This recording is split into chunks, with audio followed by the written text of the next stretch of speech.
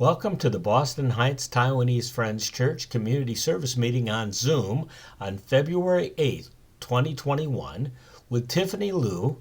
Tiffany is a podiatrist in Colorado Springs, Colorado. We will join the meeting already in progress. We're glad you're able to join us. To regulate your blood sugar levels. And there's a very strong genetic predisposition associated with type 2 diabetes. The reason that podiatrists are so closely involved with preventative care for diabetic patients at all ranges of severity is because there are many health issues that are associated with diabetes that affect the feet. So if you have really high blood sugar levels, this can result in immunosuppression because it limits the creation of neutrophils, which help to which are part of your immune system that help with infections. They block the presence of phagocytosis, which is what your immune cells use to kind of ingest the bacteria. They impact the ability of leukocytes or white blood cells to move to areas of infection. And they also kind of allow bacteria to thrive because bacteria loves sugar. So diabetic neuropathy is when you have decreased protective sensation that's caused by decreased perfusion of blood vessels that damages your nerves. So patients can develop worsening numbness over time, which predisposes you to injuries and soft tissue breakdown because you aren't able to feel when you have an injury. So it's very common for me to have patients that are diabetic that say, I don't have a lot of feeling in my foot and I must have stepped on something because I noticed that there was blood on my carpet. And so then they come in and it's not until it's too late that they realize that there's an infection that's kind of taken place.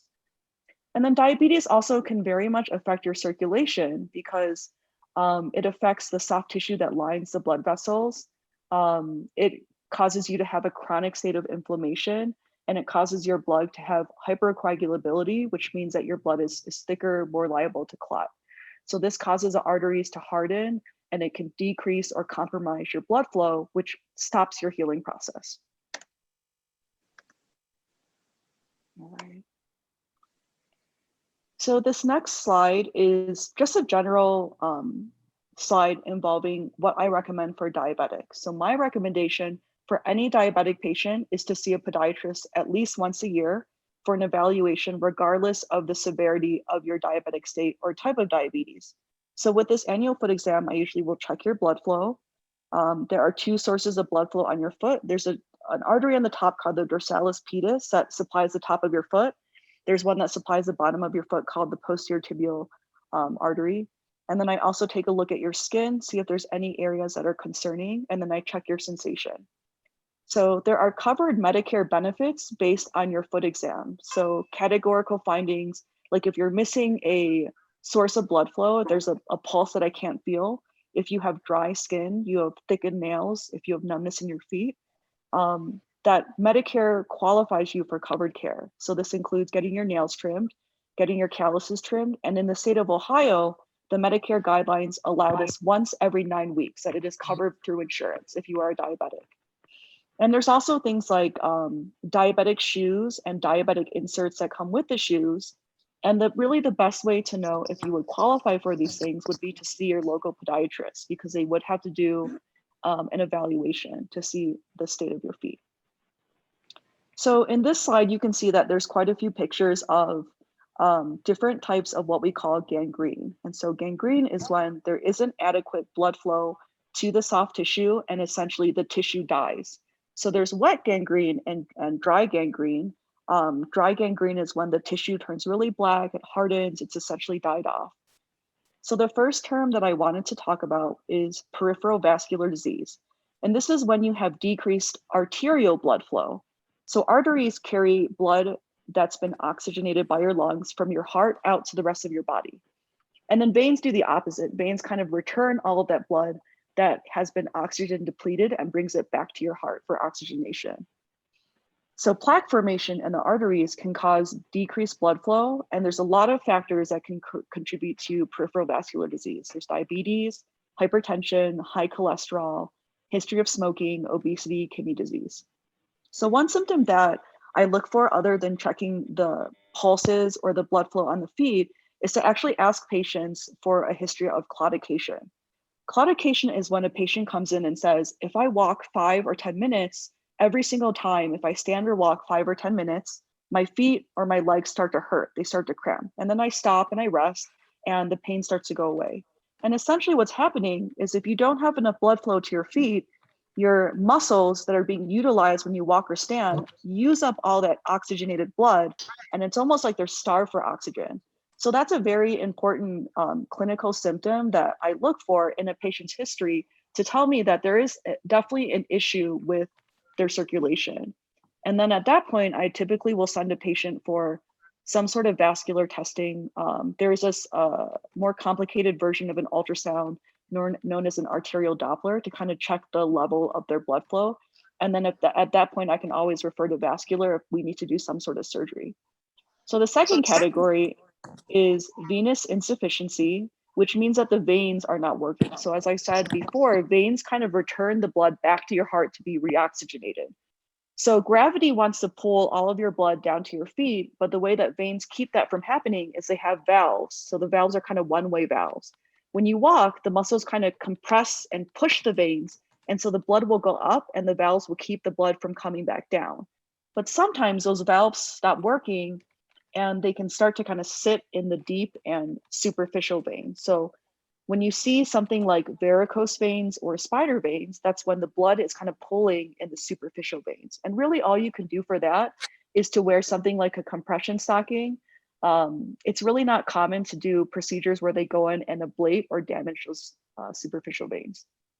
The third category is something called Raynaud's disease. So if you ever knew someone that had very, very cold toes or toes that turn white in cold weather, and then, or with extreme temperature changes, they have toes that turn bright red. Like my mother has a history of Raynaud's disease, is when your arteries actually clamp shut either by cold weather or stress. And then there's Raynaud's phenomenon, which is a more severe version of that can be associated with progressive system sclerosis or connective tissue disorders. And then depending on the severity, sometimes we will prescribe something like an ACE inhibitor or calcium channel blockers that help to vasodilate or widen those arteries.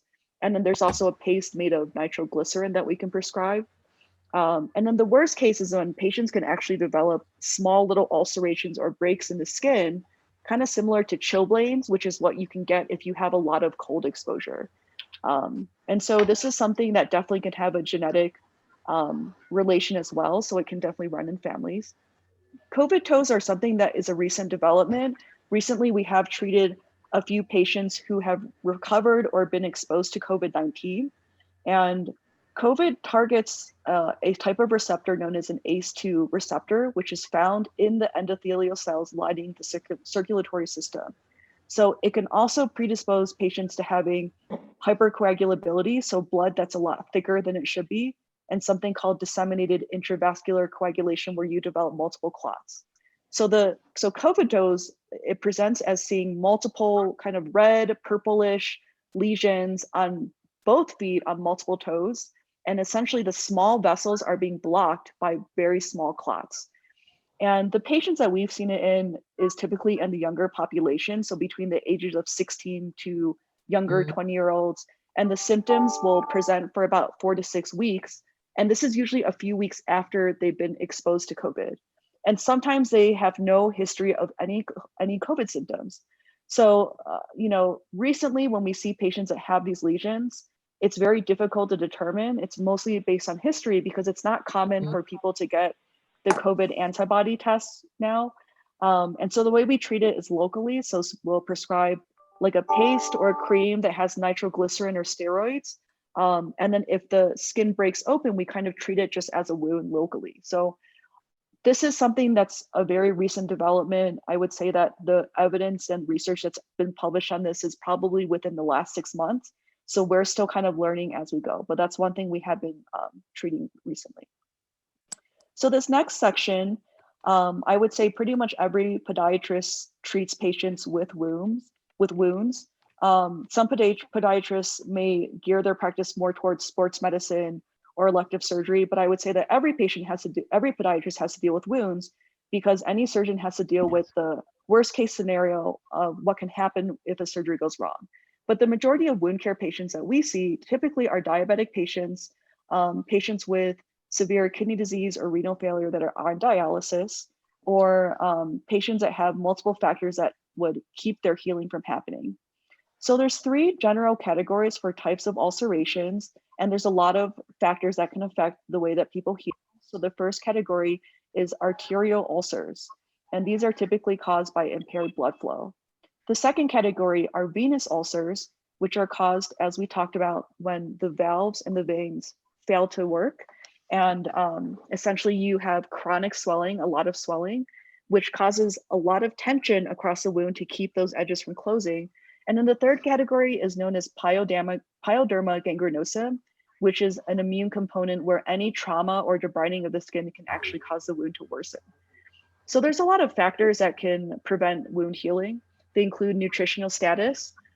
So especially my older patients that have really poor diet intake, or they have protein deficiencies, vitamin deficiencies, that is a big factor. History of diabetes, underlying bone or soft tissue infection, kidney disease, poor blood flow or perfusion, and then pressure or tension across the wound site. So generally speaking, if a wound has not decreased by 30% within 2 weeks, that means that either the treatment is not appropriate or the wound is just not going to heal. So that's my general frame of reference, that if a wound is not healing by at least 30% within 2 weeks, we either have to add something different or use a different treatment method. There are a lot of different treatments for wounds. They include debridement, which means that you're either physically scraping and cutting off the surface of the wound, which we recommend that that's done weekly, or using special enzymatic ointments that help to kind of eat away at the surface of the wound, because chronic wounds tend to develop almost this film on the top of them, known as a bioburden. And that blocks the cells from closing up over the wound. It makes it very easy for bacteria to thrive. So one of the tenets of wound care is to physically remove that layer of slough and bioburden on top of the wound. So there's also other treatments. There are skin substitute grafts, autografts, which are grafts taken from the patient's own body, and then amputations for limb salvage. And then other modalities that I won't go into just for the sake of time that we often employ are things like negative pressure therapy, which is actually, it's basically a wound vac that sucks at the wound to help decrease bacteria, increase oxygenation, hyperbaric oxygen therapy, offloading of the wound site, such as things like total contact casts, which if a patient has a wound on the bottom of the foot, become very difficult to treat because you really can't have any pressure on a wound. Otherwise, they just really don't close. So diabetic wounds on the bottom of the foot are definitely one of the most difficult things to treat, because how can you expect someone to not put any weight on their foot, for the 4 to 6 weeks it takes to heal, potentially months. So skin substitute grafts are approved typically only if a wound has failed conservative treatment, and the Medicare guideline currently is for the wound to be at least 2 by 2 centimeters. They include grafts that are derived from human amnion or placenta, bovine or porcine collagen, so tissue that's taken from cows or pigs. And then the newest one is actually shark chondroitin, which is derived from sharks. So they act to provide as a matrix and scaffolding for the cells to kind of crawl over to close the wound. They have growth factors, they have mesenchymal stem cells, and these are actually done as an in-office procedure. And typically per approval, it's 10 grafts over 12 weeks. And so these are very easy grafts to apply. They are typically shelf stable. Some of them are fresh frozen, but the newest ones are shelf stable. They're very easy to apply. Split and full thickness skin grafts we do less commonly, just because the majority of our wound care patients just don't heal very well at all. And so there's a potential that if we're taking the skin graft from somewhere else, we're creating another wound. Is there potential for that other wound to also close? Also, skin substitute grafts are a lot easier to apply. It's for multiple applications. Essentially, you can keep grafting up to 10 grafts until the wound is closed. Whereas split or full thickness skin grafts, it's a surgical procedure. It takes a lot more time to do. If that graft is to fail, which it takes a few weeks to know if it's going to fail, you would have to do another surgical procedure to harvest another graft. And so I would say majority of physicians will do the skin substitute grafts just because they're very straightforward, ease of application. You don't have to worry about the patient healing the other site. And then amputations may have to be performed for limb salvage if there's necrosis or gangrenous changes. And this includes amputation from partial toes all the way up to total foot amputations, with only the heel remaining, which is known as a Symes amputation, to prevent spread or progression of bone infection. Because once bone infection has occurred, it doesn't matter if it's a toe or a heel bone, the standard of care is the same. So you would have to undergo 6 weeks of IV antibiotics or have the infected bone amputated. Okay. So this next slide is just a general slide about common skin infections that I treat, with the exception of diabetic foot infection. So there's tinea pedis, onychomycosis, and plantar warts. So tinea pedis is also known in layman's terms as athlete's foot. And it's a fungal infection that presents at what we call a moccasin distribution. So essentially, if you were to put on like a moccasin shoe, it would go all around the rim of the foot, all around the heel, and between the toes. And some patients, I would say, may not always have that itching and burning, but the thing that I look for is little circles of broken skin is really the classic presentation. It actually is the same fungus that causes fungal nails. And so a lot of times I will see both hand in hand. I'll see a patient with athlete's foot that also has a history of fungal nails. And then if it's just mild athlete's foot, we just treat it with a topical antifungal. But in more severe cases, we may put them on a short course of an oral antifungal. I usually use terbinafine 250 milligrams for about 2 weeks. So onychomycosis is also known as fungal nails. And patients will say, my nails are cracked, they're lifting, they're really thick, they're kind of crumbly. There's a lot of different forms and presentations of fungal nails. And so a lot of times we do have to send a sample of the nail to the lab to confirm that it actually is a fungal nail. Because if you have a history of eczema, psoriasis, you've ever damaged that nail, you could have a nail that looks exactly the same. And so when we send the sample of nail, the pathologist will actually look for the presence of the actual fungal branches, and they'll look at the keratin quality as well.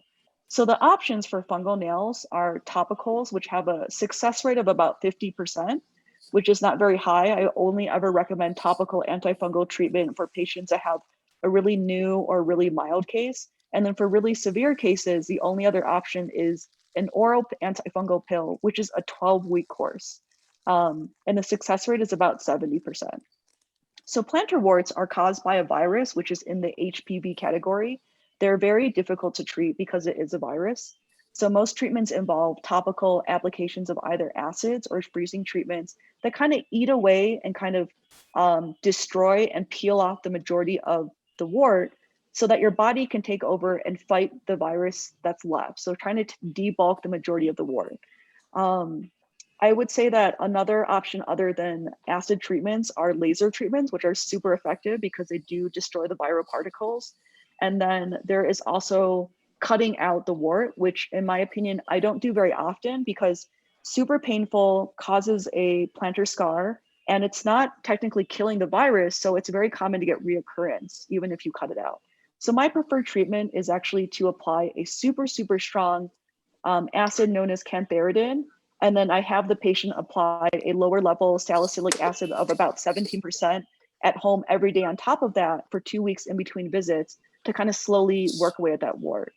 The newest treatment options that are out there include, there's a device that actually emits a microwave pulse, and it actually essentially microwaves the wart, which just came out recently in the past few years. And then there's another thing that has really good research on it where you essentially inject some yeast into the wart, and then your immune system comes in and targets the yeast, but also kills the wart virus at the same time. We also really frequently see eczema, psoriasis, contact dermatitis. There are a lot of different versions of eczema and psoriasis. Sometimes they can present with blisters. There's like a vesicular version of both. And so we'll have other doctors refer over and say, it looks like athlete's foot, it's not responding. It looks like an infection, it's not responding. And so we always biopsy and send it out if we're not sure. When we get the biopsy results, they'll say there are eosinophils or things that look suspicious for an autoimmune reaction. And so in that way, we kind of know that it's eczema and psoriasis instead.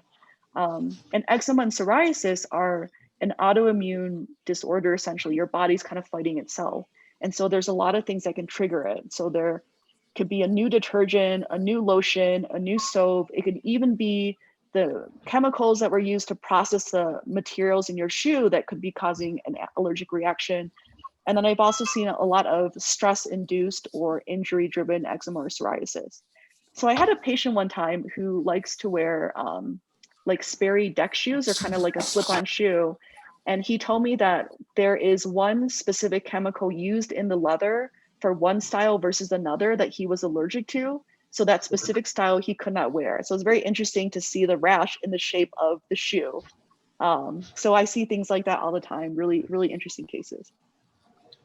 So this slide is about a lot of referrals that we get from dermatology to rule out malignancies or cancerous growths. So the three main categories that we see are things like squamous cell carcinoma, melanoma, subungual melanoma. So the history of how that discoloration took place is really, to me, the most important thing. So I'll usually ask the patient, when did it start? How long has it been there? How much has it changed? Is it painful? Do you have a history of any sort of cancer? Anything that's been biopsied in the past that came back as atypical. So that's a very important part of the exam. I also always will do x-rays to make sure there's no underlying bone involvement. So anything that's going on with the bone underneath that lesion, because that's a very concerning sign for malignancy or cancer. So for squamous cell carcinoma, I usually, to treat it, we will do a complete surgical excision with a margin, and then we always refer to oncology. So if I get referred a lesion, we always go ahead and do a biopsy.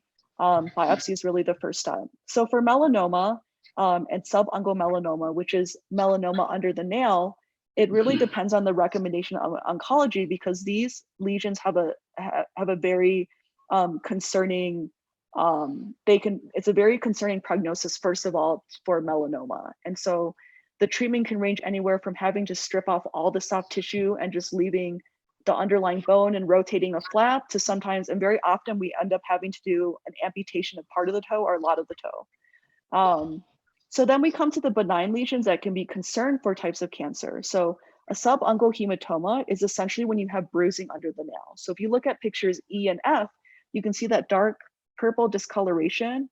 One way to kind of differentiate between bruising under the nail versus cancer under the nail is there's something called Hutchinson sign, where that dark discoloration will actually extend up the toe into the cuticle. So that's one thing that's specific to a malignancy.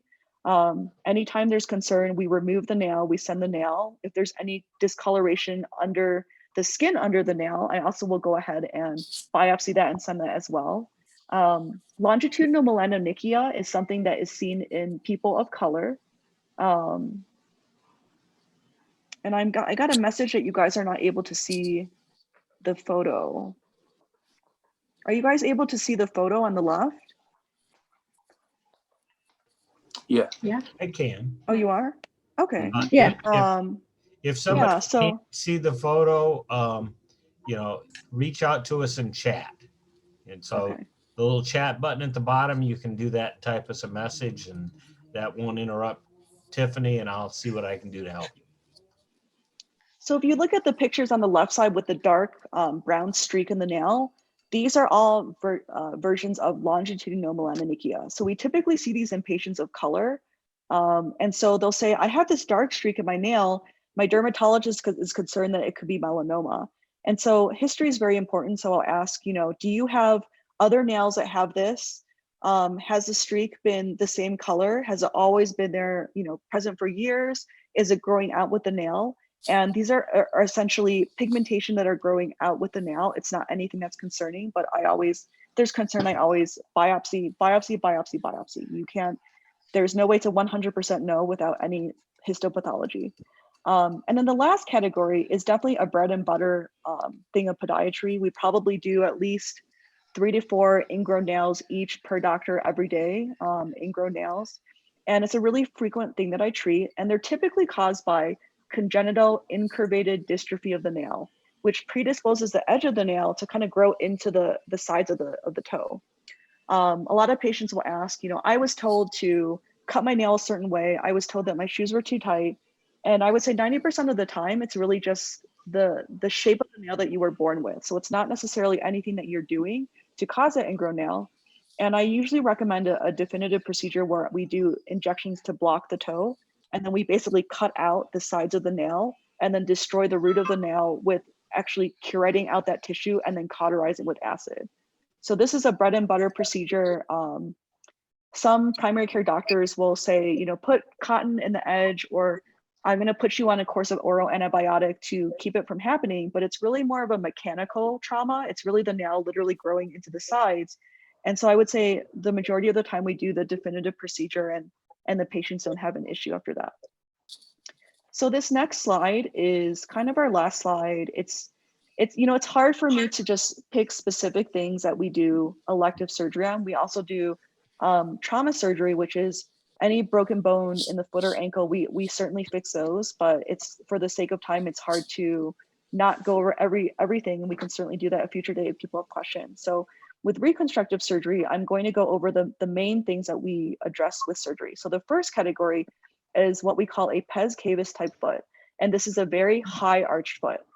And so this can be associated with certain neurological disorders like peripheral neuropathology, spinal cord pathology, spinal cerebellar ataxia, hereditary peripheral neuropathies like Charcot-Marie Tooth.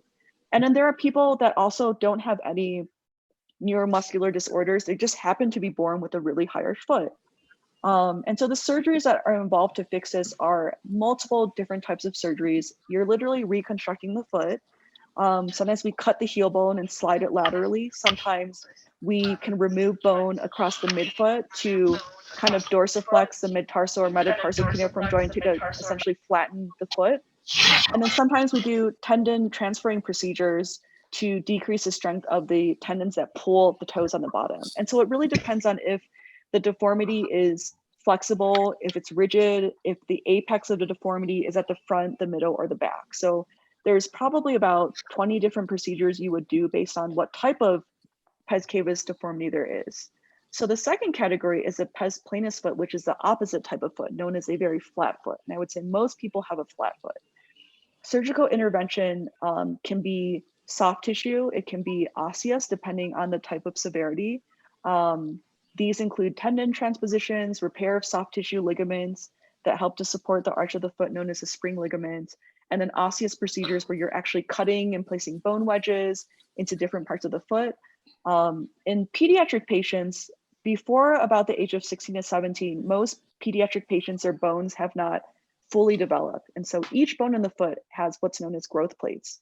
So essentially the bones are in separate pieces. And the reason they're in separate pieces is it gives them room for those bones to grow, and then they eventually fuse together. So in patients that are younger, we can't put screws or permanent fixation across those growth plates because it'll disrupt the growth and cause stunted growth where the bone just stops growing. So one very popular type of flat foot surgery that we do for pediatric patients that are younger, you know, between possibly 6 to 8 to 10, is what's known as subtalar arthroresis, where we actually put a plug into the joint underneath the ankle to kind of lift up that joint. So other conditions that we treat surgically include things like hammer toes.